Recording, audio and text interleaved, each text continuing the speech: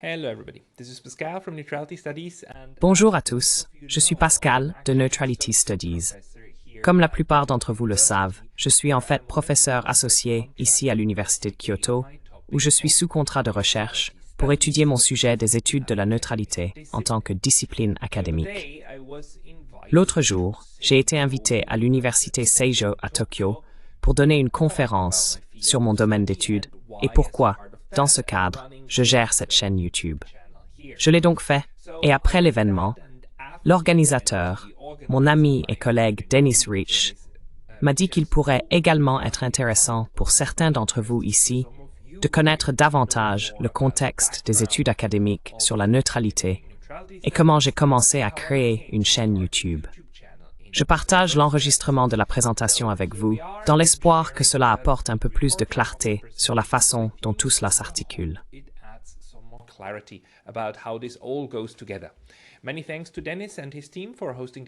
Un grand merci à Dennis et à son équipe pour l'organisation de cet événement. Et voilà.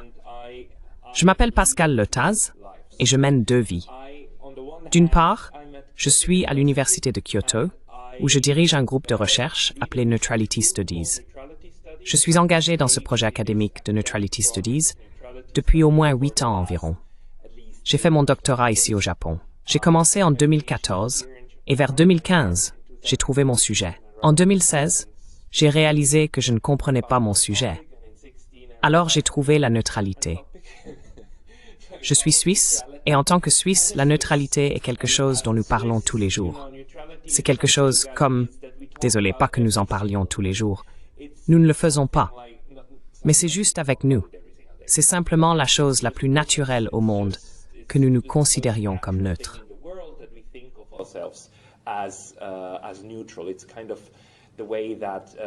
C'est un peu comme la façon dont, vous savez, le mot liberté serait intimement lié à vous en tant qu'Américain. Ou comment j'entends de nombreux Américains dire que, vous savez, la liberté est une manière très importante et un mythe d'identité.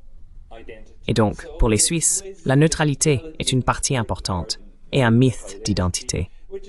C'est pourquoi cela ne m'intéressait pas du tout, jusqu'à ce que mon conseiller ici à Tokyo me dise « Vous savez, Pascal, nous ne savons pas vraiment ce que les ambassades neutres ont fait au Japon pendant la Seconde Guerre mondiale. Nous ne savons tout simplement pas. Il s'appelle Kito Koshinichi, et c'est un bon historien, et il en sait beaucoup. Et il a dit, nous ne savons pas ce que c'est. Alors j'ai dit, d'accord, laissez-moi examiner cela pour un travail de semestre. Et il s'avère qu'en effet, c'était en quelque sorte une partie mystérieuse de la relation entre les États européens neutres et le Japon.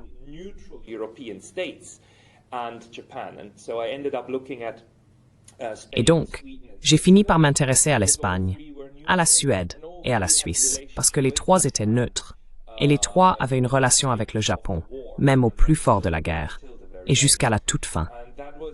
Et c'était fascinant. Et puis quelque chose m'a frappé qui était encore plus fascinant. C'est que la Suède et la Suisse étaient deux pays neutres, semblaient similaires de l'extérieur, fonctionnaient différemment à l'intérieur. Et elles avaient une relation très similaire avec le Japon. Mais l'Espagne aussi. L'Espagne était une dictature sous Francisco Franco, venait de terminer une guerre civile sanglante en 1939, après 3 ans, puis une dictature sanglante, et elle avait une relation avec le Japon. Et ces trois États ont en fait commencé à coopérer, à collaborer pendant la guerre, parce que les Japonais, les Allemands et les Américains leur ont demandé de le faire.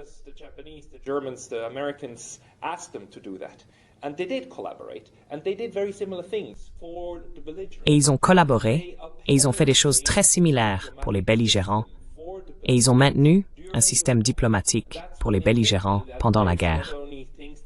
C'est à ce moment-là que j'ai réalisé qu'il y a non seulement des choses que nous ne savons pas encore sur la Seconde Guerre mondiale, mais aussi des choses que nous ne comprenons pas sur la façon dont les acteurs neutres interagissent entre eux pendant les guerres. J'ai donc décidé d'essayer d'examiner plus systématiquement ce sujet de la neutralité. Et de là est née mon idée d'appeler cela les études sur la neutralité. Laissez-moi étudier la neutralité de manière systématique. Et quand j'ai compris combien de choses pouvaient être étudiées à un niveau aussi profond, non seulement la Seconde Guerre mondiale, mais aussi la Première Guerre mondiale, la guerre froide, le 19e siècle, 1870, la neutralité maritime, la neutralité terrestre, la guerre, la neutralité permanente. Neutrality, warfare, permanent neutrality. There's so many that I said, like, okay, I call this the study of neutrality. Il y a tellement de choses que je dis, comme d'accord. J'appelle cela l'étude de la neutralité. Et je vais essayer de le faire avec d'autres personnes. Parce que si je le fais seul, je n'irai jamais très loin. J'ai besoin de l'apport des autres, pas seulement de ceux qui ont déjà écrit des livres et des articles, mais aussi de ceux des livres et des articles à venir, afin de mieux comprendre cela. Donc en un sens, ce que j'essaie de faire en ce moment, c'est de faire ce que Denis fait avec l'histoire. En affirmant qu'il existe des études sur la neutralité, j'espère que d'autres s'y intéresseront. Et si suffisamment de personnes le font, alors cela existera. Et si elles ne le font pas, cela n'existera pas. Je suis donc à un point où j'essaie d'expérimenter pour voir si je peux établir quelque chose et si je peux amener d'autres à s'y intéresser.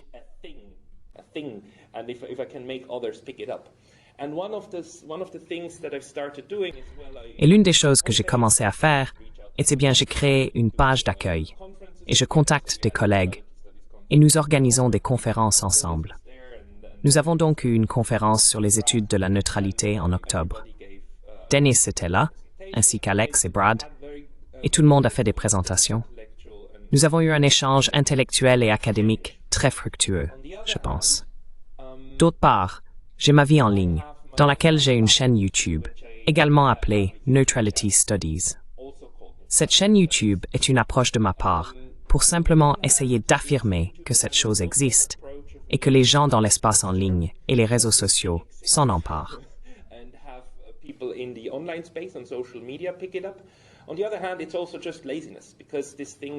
D'un autre côté, c'est aussi de la paresse, parce que cette chose a commencé, il y a 6 ou 7 ans, juste comme un endroit pour mettre des webinaires, juste des webinaires organisés, avec des personnes qui donnaient des conférences sur leurs recherches. Et je l'ai mis là, juste pour le garer, pour l'avoir quelque part. Jusqu'à il y a environ 3 ans, quand j'ai réalisé que les webinaires sont charmants et agréables, mais qu'ils sont difficiles à organiser. Et puis, vous avez quelques personnes qui se présentent, et vous avez une longue discussion et une séance de questions-réponses, et plus tard, ça vit sur Internet, et est regardé 10, 20, 30 fois, peut-être. Et c'est bien, c'est correct. Mais si je parle aux gens en tête-à-tête, j'ai 1 heure.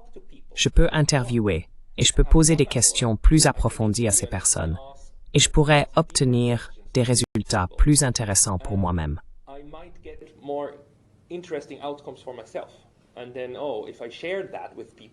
Et puis, si je partage cela avec des gens, et si je fais ces interviews et les partage sur Internet, alors peut-être que les gens seront disposés à me parler. Et mon calcul était correct. J'ai commencé à contacter différents universitaires et intellectuels, des diplomates, des politiciens, et simplement en disant dans un email « Bonjour, j'ai une chaîne YouTube. Seriez-vous prêt à me parler ?» La plupart des gens ont commencé à dire oui, y compris des personnes comme Monsieur Jack Matlock, le dernier ambassadeur des États-Unis en Union soviétique. J'ai donc pu l'interviewer. J'ai pu interviewer des personnes comme Chas Freeman, ancien ambassadeur des États-Unis en Arabie Saoudite et principal traducteur de Nixon lorsque Nixon est allé en Chine pour normaliser les relations, et un critique très brillant des affaires actuelles des États-Unis.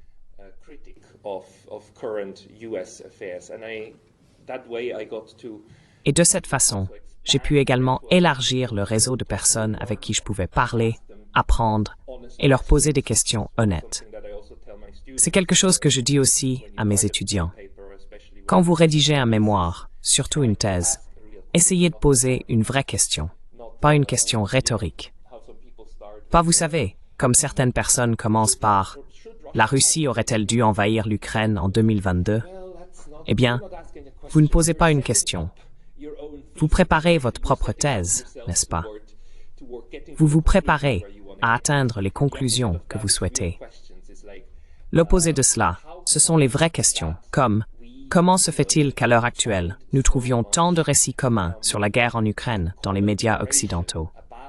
The Ukraine war in Western media. How come that there's so much agreement on Comment se fait-il qu'il y ait tant d'accords sur les causes de cette guerre si l'on regarde les grands journaux? newspapers? And then I asked this to Ensuite, il pose cette question à différentes personnes et vous obtenez des réponses différentes. C'est aussi là que nous abordons la question des mythes dans la société et des récits. and one of the things that have come Une des choses que j'ai fini par comprendre, c'est que nous avons plusieurs problèmes dans les relations internationales. several problems. En fin de compte, d'une part, je pense que je suis un peu historien. D'autre part, je fais des relations internationales. Mais mon principal problème est que j'aimerais comprendre comment nous fonctionnons. Il y a des fondamentaux importants à reconnaître. Tout d'abord, nous sommes une planète de 8 milliards de personnes. 8 milliards de personnes sur une petite bille qui navigue dans l'espace. Et nous devons nous auto-organiser. And we have to self-organize.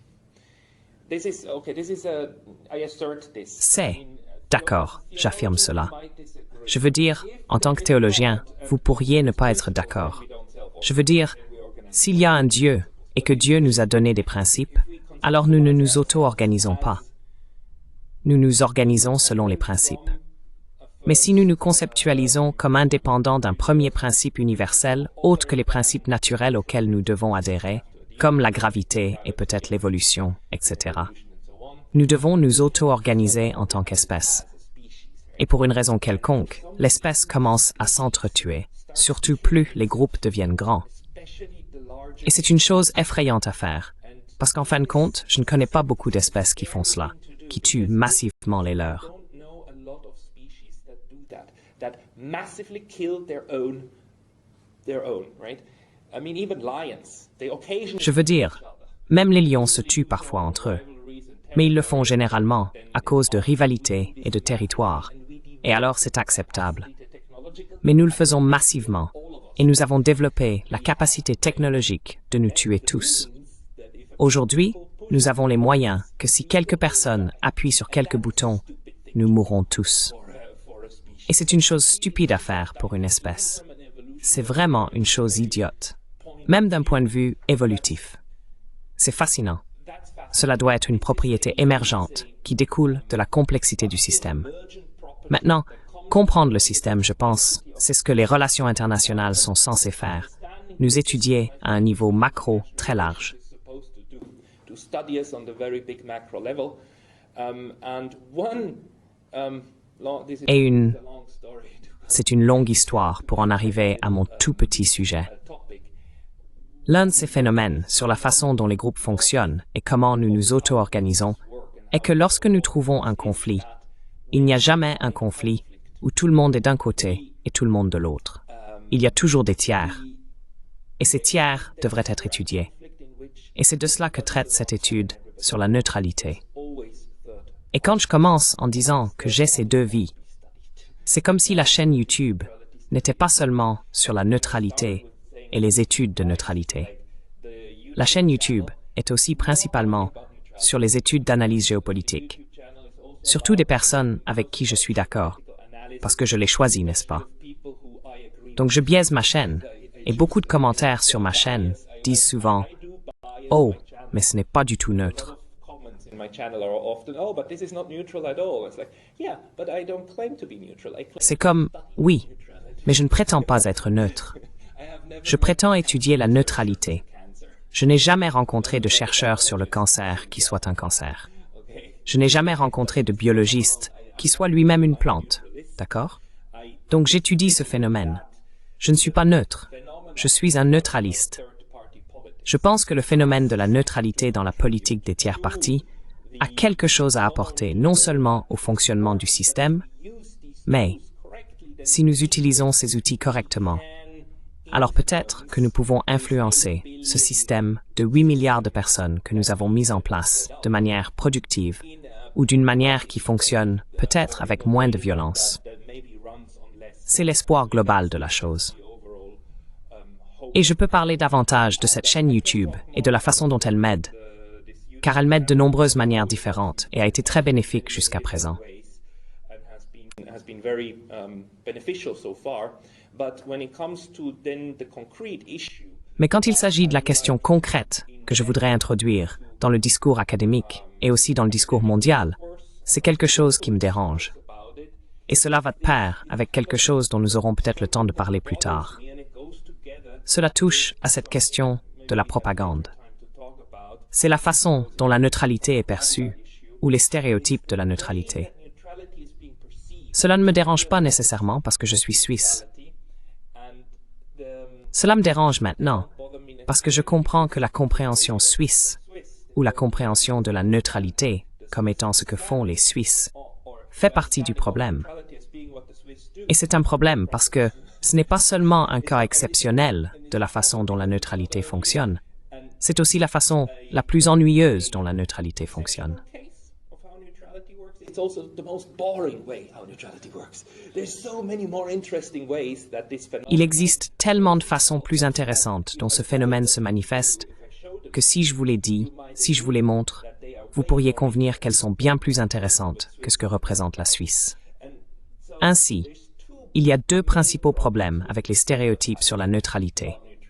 L'un est que cela signifie ne rien faire. Le premier dessin animé, n'est-ce pas, de SpongeBob, la Troisième Guerre mondiale éclate. Et la Suisse, sur sa liste de choses à faire, n'a rien. Et elle a même terminé avec ça. Donc le stéréotype selon lequel la neutralité signifie que vous ne faites rien, vous êtes une personne passive, un observateur passif de ce qui se passe autour de vous, et vous-même restez immobile, pour diverses raisons.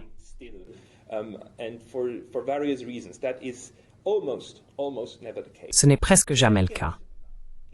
Le deuxième stéréotype intrinsèquement inutile, et je ne pense pas que ce soit intentionnel, c'est simplement la façon dont nous essayons. Vous savez, nous avons besoin de métaphores. Nous avons besoin de moyens pour comprendre des concepts abstraits. Et la neutralité est un concept abstrait. Cette métaphore de la balance est intrinsèquement inutile. Je suis très heureux que les gens réalisent que le 12 décembre est la journée internationale de la neutralité. La journée de la neutralité des Nations Unies. Nous avons cela depuis 2017, grâce à, oui, le Turkménistan.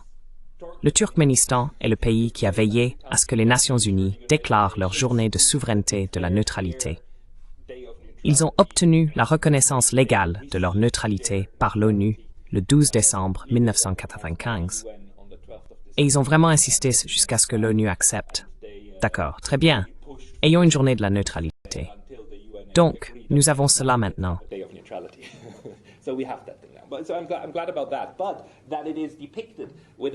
Je suis donc content de cela.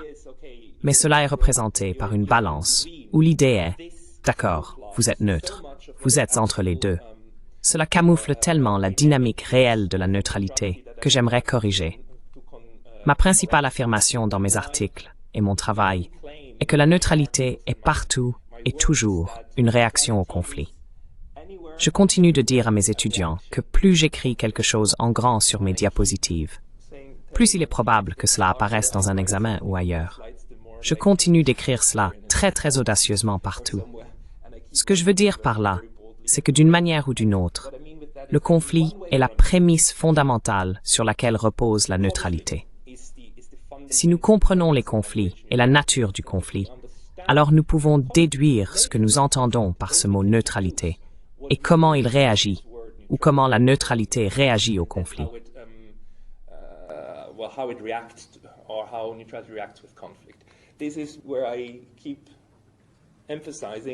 C'est là que je continue à souligner que si nous avons le belligérant 1 ou la partie en conflit 1 et le belligérant 2, la partie en conflit 2, l'idée principale est que lorsqu'ils se retrouvent dans un conflit, les guerres sont juste la pire ou l'une des pires formes de conflit. Alors imaginez que la partie neutre A se situe au milieu, équilibrant entre les deux, est finalement mauvais pour nous, car cela camoufle le fait que la relation entre ces acteurs est en réalité un triangle. Ce n'est pas une ligne. L'idée principale est que tous ces acteurs interagissent les uns avec les autres. Et le problème fondamental est que l'acteur neutre A est intrinsèquement en paix avec B1 et en paix avec B2, tandis que B1 et B2 sont en guerre l'un avec l'autre. and at peace with B2, while B1 and B2 are at war with each other. And this gives rise to so many problems. Et cela donne lieu à tant de problèmes. Et ce n'est pas seulement pour les relations internationales. Je veux dire, pensez simplement aux enfants qui se disputent. Et les deux enfants essaieront de convaincre les parents qu'ils ont raison et que l'autre a commencé. Les parents doivent alors être très, très prudents pour ne pas aggraver la situation. C'est une dynamique inhérente au conflit. C'est pourquoi, si nous nous penchons sur les études de conflit, nous trouvons en fait des personnes qui approfondissent ce concept. Mais l'un des problèmes que nous avons dans le milieu universitaire est que la neutralité est étudiée séparément. Nous avons des études de conflit qui étudient la dynamique générale. Nous avons des historiens qui étudient des cas individuels. Nous avons des anthropologues qui examinent les tribus, et ainsi de suite.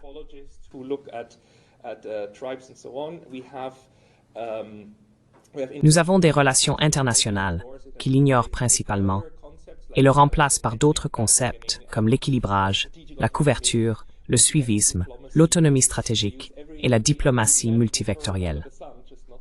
Ils utilisent tous les termes imaginables, sauf celui-ci, pour aborder le sujet. Et c'est là que je pense qu'il serait logique d'étudier la neutralité en tant que domaine, afin de rassembler ces éléments et de comprendre la neutralité comme un phénomène, puis de la rendre utile dans ces différents domaines. Mettons cela de côté à nouveau. Ce qui est fascinant dans la conceptualisation de la neutralité comme un problème de triangle ou de l'acteur neutre comme le troisième pôle d'un triangle, c'est que la neutralité elle-même n'émerge en fait que secondairement.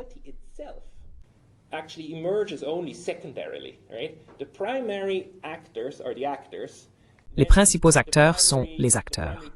Ensuite, la connexion principale entre eux est soit en paix, en guerre, en conflit, en harmonie, peu importe comment vous voulez l'appeler.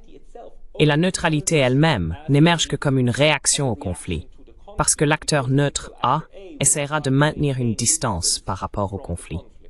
Les parents essaieront de rester à distance du problème réel entre les enfants et tenteront d'être, idéalement, du côté des deux enfants et de leur dire « Écoute, je te comprends et je te comprends, mais nous devons résoudre cela, n'est-ce pas ?» Ce qui en résulte, bien sûr, c'est que B1 et B2, dans toute guerre, la chose la plus naturelle qui se passe est qu'ils essaient de faire pression sur les neutres pour qu'ils se rapprochent de leur côté.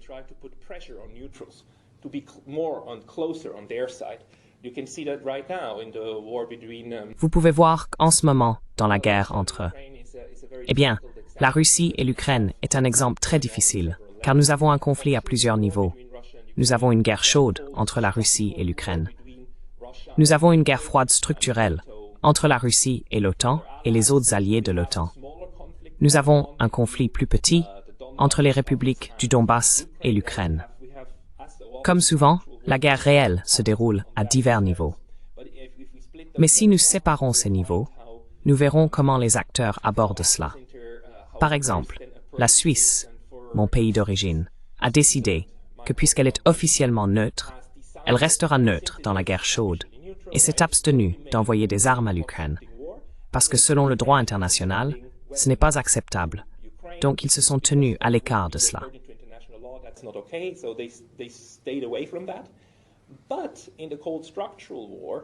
Mais, dans la guerre structurelle froide entre la Russie et l'OTAN, ils ont choisi un camp. Ils ont dit oui, nous allons également imposer des sanctions à la Russie. Ensuite, les Russes ont réagi en disant « Suisse, vous n'êtes plus neutre. Nous ne vous reconnaissons plus comme neutre. » Même si les Suisses continuent de dire « Mais nous sommes neutres. Vous devriez nous reconnaître comme neutres parce que nous n'envoyons pas d'armes. » Les Russes disent « Eh bien, ce n'est pas ce qui nous intéresse le plus. Vous choisissez un camp avec d'autres. » Je veux dire, regardez, les Russes pointent vers d'autres États comme la Chine, l'Inde et les pays de l'ASEAN qui n'envoient pas d'armes et n'imposent pas de sanctions. N'est-ce pas?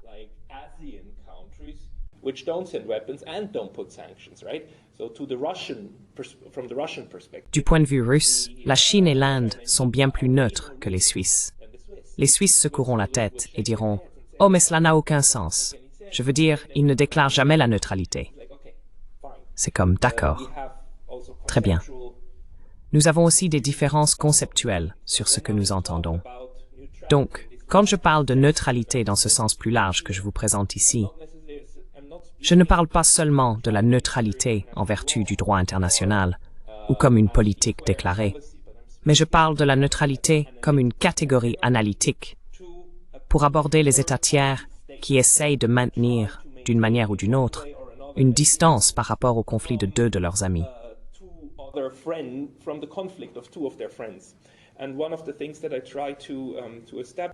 Et l'une des choses que j'essaie d'établir ici, c'est que nous devrions reconnaître que bien que l'acteur neutre A soit neutre, même s'il maintient une neutralité réussie envers le conflit, l'acteur neutre est en réalité pris dans ce que j'appelle une constellation de conflits. C'est le fait qu'il y a une tension dans tout ce système et que B1 et B2 essaieront de faire pression sur A. Cela se produit encore et encore. Première Guerre mondiale, Seconde Guerre mondiale, tout le temps. Les deux acteurs diront au neutre, « Vous devez être de notre côté. »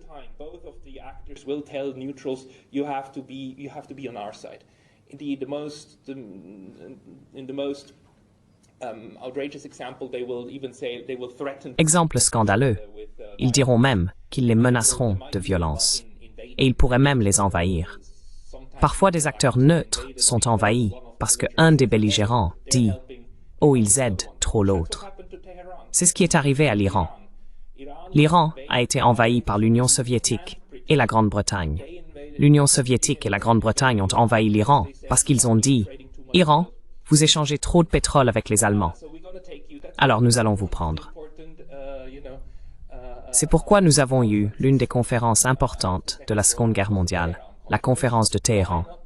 Pourquoi? Pas parce que l'Iran a rejoint la guerre, mais parce qu'il a été envahi par les Alliés. C'est l'un des petits détails de l'histoire qui tombe souvent dans l'oubli. Mais en tout cas, pour faire court, les neutres sont pris dans une constellation de conflits. Et généralement, comment j'essaie aussi d'illustrer cela, c'est avec l'expérience de pensée de l'homme dans la Lune.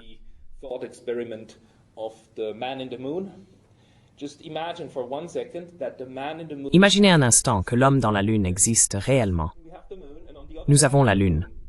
Et de l'autre côté de la Lune, celui qui ne fait jamais face à la Terre, il y a une petite personne qui y vit. Et cette personne est un véritable humain. Mais le véritable humain regarde l'univers et voit toujours l'autre côté de l'univers, n'est-ce pas? L'homme dans la Lune ne sait pas que la Terre existe. L'homme dans la Lune ne sait pas que les pays existent. L'homme dans la Lune ne connaît pas la Russie et l'Ukraine et ne sait certainement pas qu'il y a une guerre entre eux. Appellerions-nous intuitivement l'homme dans la Lune neutre? Je soutiendrais que nous ne le ferions pas, car l'homme dans la Lune manque de toute information pour faire un choix. Et en fait, selon le droit international aussi, le droit international exige la connaissance du conflit pour que la neutralité puisse se produire en premier lieu.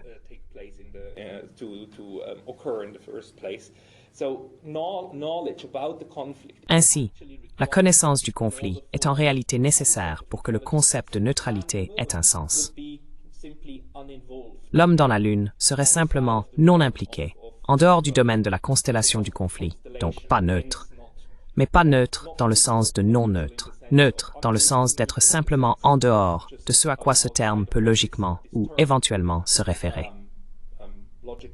C'est pourquoi nous savons aussi que la France et la Grande-Bretagne ont eu des guerres au XIIIe siècle. Elles en ont eu. Et nous savons que l'Empire Inca existait au XIIIe siècle. Mais décrire l'Empire Inca comme neutre, alors qu'ils n'avaient aucune connaissance l'un de l'autre, n'aurait tout simplement aucun sens.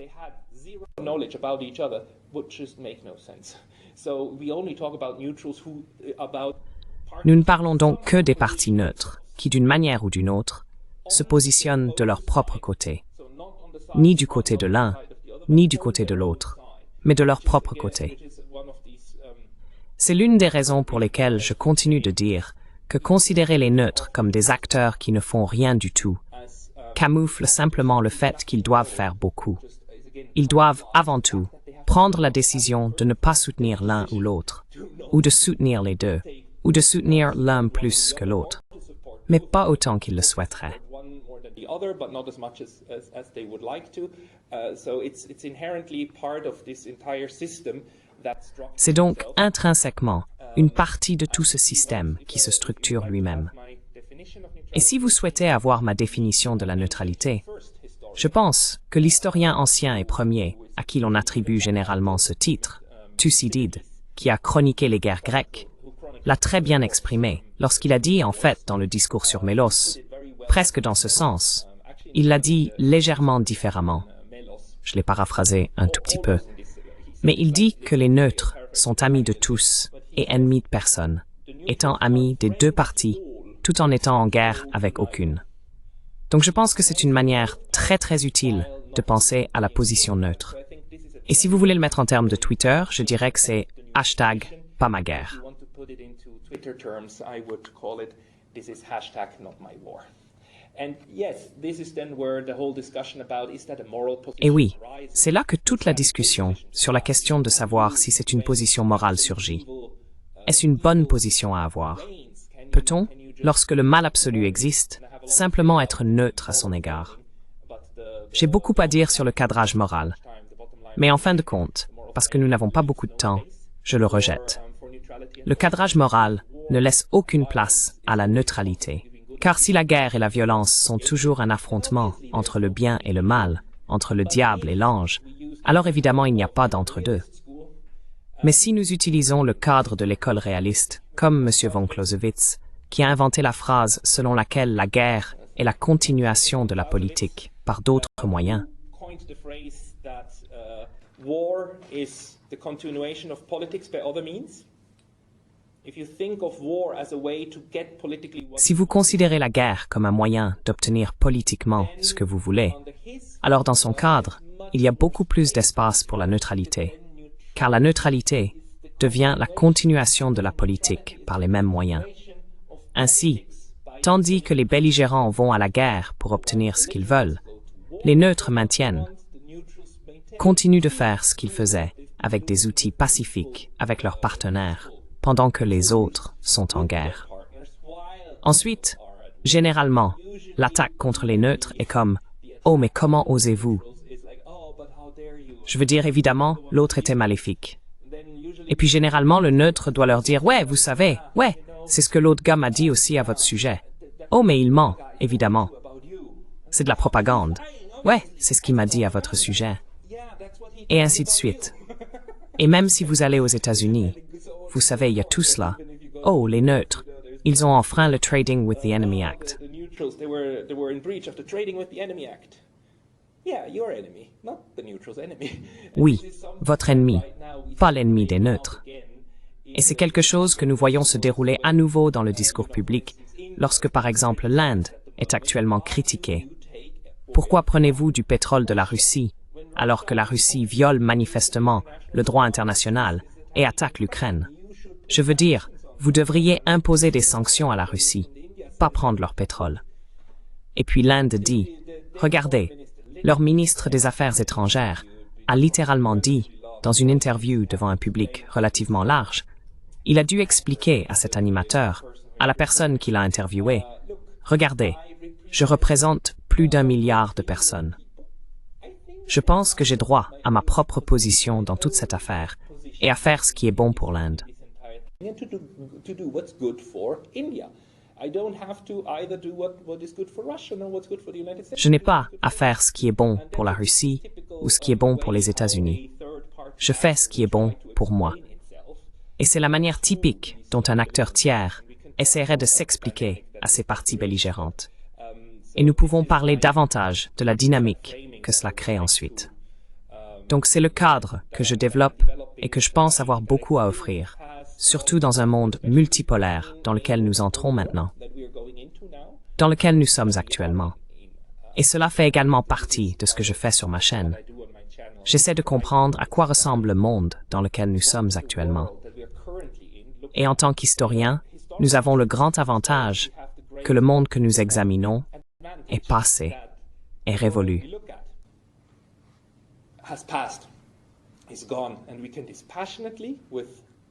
Et nous pouvons, sans passion, avec sang-froid, simplement analyser ce qui s'est passé. Nous pouvons consulter les archives. Nous pouvons lire ces documents, ce que nous trouvons, ceux qui sont là. Ils nous donnent des informations sur l'apparence du système à ce moment-là. Mais en ce moment, alors que nous parlons et que nous vivons l'histoire qui passe, alors que nous faisons partie de l'histoire qui se forme, il est intrinsèquement difficile de comprendre à quoi ressemble notre monde actuel. C'est parce que, d'une part, nous y vivons et avons du mal à prendre du recul. D'autre part, nous sommes également entourés d'informations sur la façon dont nous devrions le percevoir, les mythes, comment nous nous percevons, les identités que nous avons, les récits dans lesquels nous vivons, les façons dont nous essayons de comprendre ce qui se passe, ce qui nous a formés et ce qui nous motive.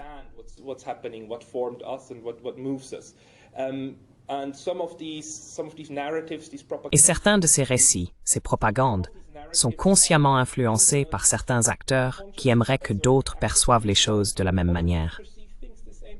D'autres choses sont influencées parce que les gens ont simplement, honnêtement, des façons très différentes de voir la même chose.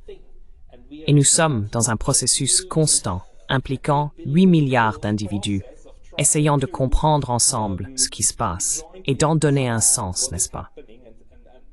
Donc je considère cela comme un processus naturel. Une partie de ce processus est plus guidée que d'autres.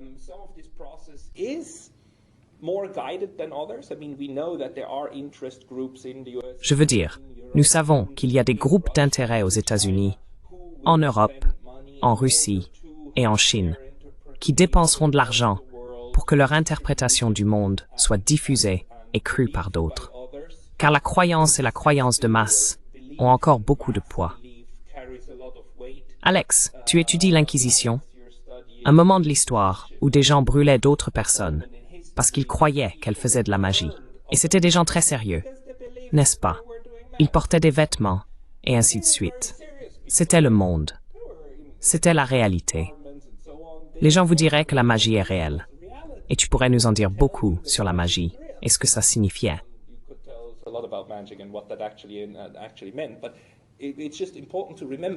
Mais il est juste important de se rappeler que nous sommes une espèce si naïve qu'il est généralement très difficile pour nous de savoir ce qui est réel et ce qui est imaginé. Ne tentons même pas de définir le terme réel, mais nous sommes constamment pris dans nos propres façons de comprendre le monde. C'est vraiment, vraiment difficile pour les gens dans ce monde, qui nous inclut bien sûr en ce moment, de discerner ce qui a du sens de ce qui n'en a pas, ou ce qui est bénéfique de ce qui ne l'est pas. Parce que ces gens avaient de bonnes raisons, n'est-ce pas? Je veux dire, nous devons brûler ces sorcières, parce qu'elles empoisonneront les puits, et nous tuerons tous, n'est-ce pas? Donc, en gros, Dieu devait s'en débarrasser. Je veux dire, ça a du sens. Il y a 600 ans, nous aurions eu un débat animé sur l'importance de cela, ou non, et ensuite j'aurais été brûlé sur le bûcher.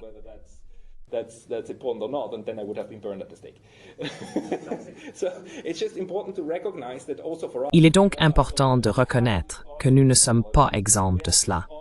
Nous avons ces technologies formidables. Nous avons cette intelligence artificielle incroyable. Nous avons cet Internet formidable. Nous avons développé tout cela, y compris les projecteurs et ainsi de suite. Mais nous restons les mêmes individus imparfaits qui ont besoin de donner un sens au monde dans lequel ils vivent. Globalement, donner du sens est très difficile. Et cela inclut souvent aussi la volonté de reconnaître les contradictions inhérentes. Je ne pense pas que les contradictions soient quelque chose dont nous devons nous débarrasser, mais plutôt reconnaître qu'elles existent. Et en ce qui concerne la neutralité, certaines des contradictions sont que d'une part, la neutralité est l'acte de maintenir la paix avec les belligérants.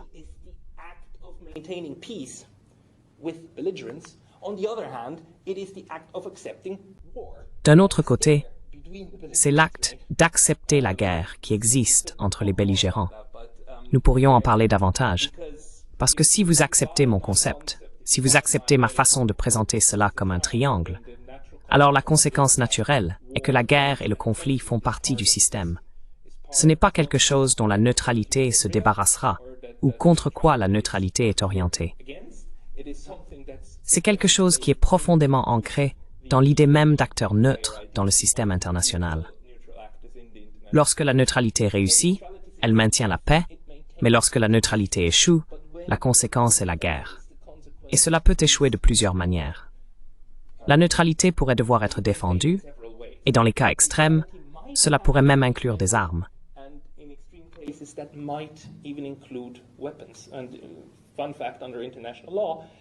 Et fait amusant, selon le droit international, si un État déclare sa neutralité et qu'un belligérant tente de traverser le territoire du neutre, soit en le survolant, soit avec des troupes, alors le neutre a le devoir de se défendre, de s'assurer que cela ne se produise pas et de repousser ses forces par la force.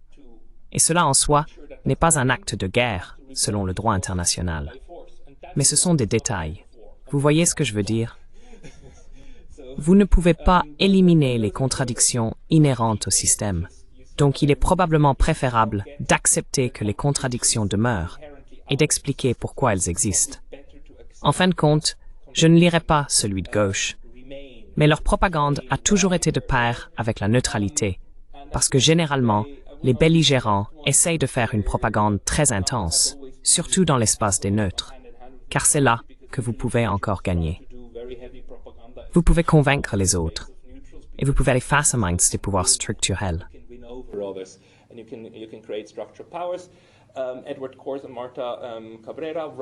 Edward Corse et Marta Cabrera ont écrit un beau livre à ce sujet. Je les ai interviewés sur ma chaîne, et c'est peut-être la dernière chose que je veux dire à propos de cette chaîne. L'une des choses que cela me permet de faire, parce qu'elle grandit, c'est d'avoir ces discussions sur la géopolitique, et j'obtiens de plus en plus de spectateurs. Je suis maintenant à un point où je peux même prendre un sujet ennuyeux comme la neutralité et simplement l'imposer à mes spectateurs. Et cela ne sera jamais regardé autant que les autres vidéos, mais cela sera regardé quelques milliers de fois. Et j'en suis très heureux. Et c'est le pouvoir structurel que vous pouvez utiliser sur Internet.